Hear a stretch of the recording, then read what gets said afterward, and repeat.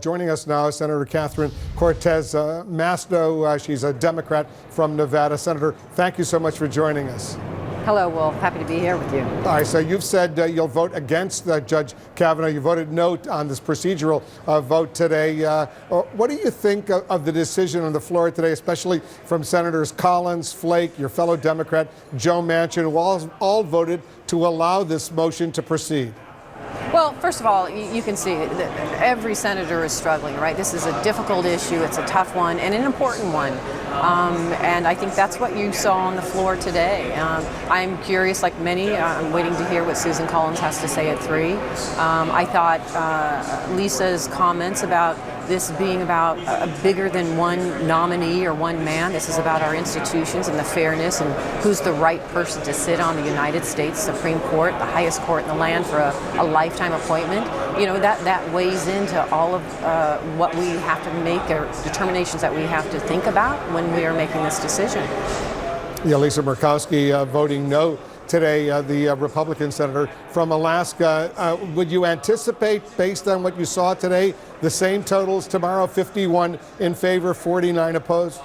You know, I don't know. I've seen it go both ways, Wolf, in the short time that I've been here. Some will stick with their votes, and some may change them. We've seen that happen on the Affordable Care Act vote at the end of the day. I think right now it really is a concern for many of us that we should be looking at this to get the right person.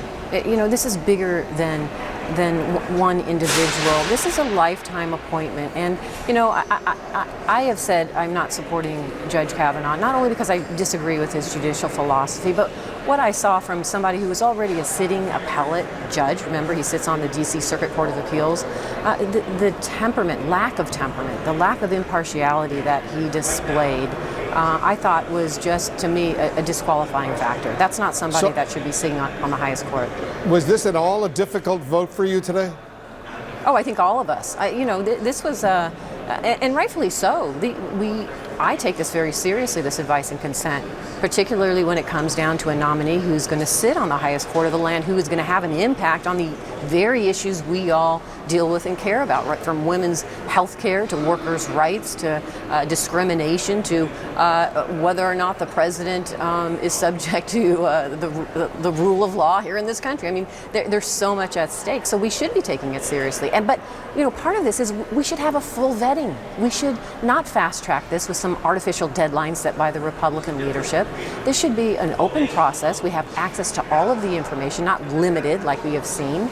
And then there should be a full background investigation. Listen, I was the Attorney General for Nevada. I was a prosecutor 10 years. I looked at the most recent background investigation conducted by the FBI, and it was limited.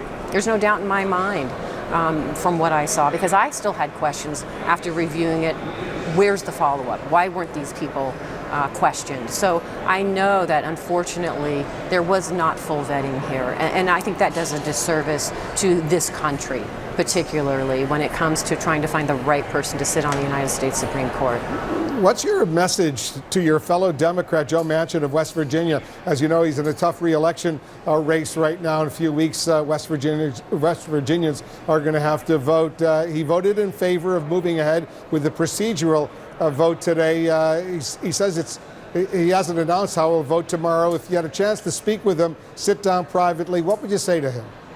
It is a tough decision for all of us. And what I have said is it is tough because you have a credible woman coming from Dr. Ford coming forward and courageous enough to come forward without any benefit to her. She was credible, she was poised, she answered every question.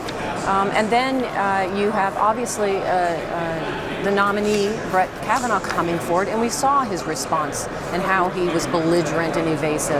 And that doesn't help as we are trying to really uncover the truth so that we can make a decision. And I think that's what this was about.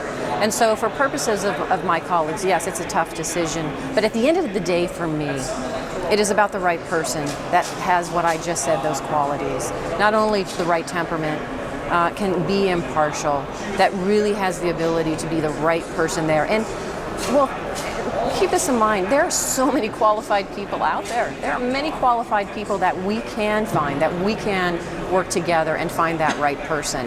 And that's why I think this is bigger than any one nominee, and that's why I've said this process has been broken from the beginning, and we got to get back to a point where we're working together with the White House to find the right person to sit on the Supreme Court.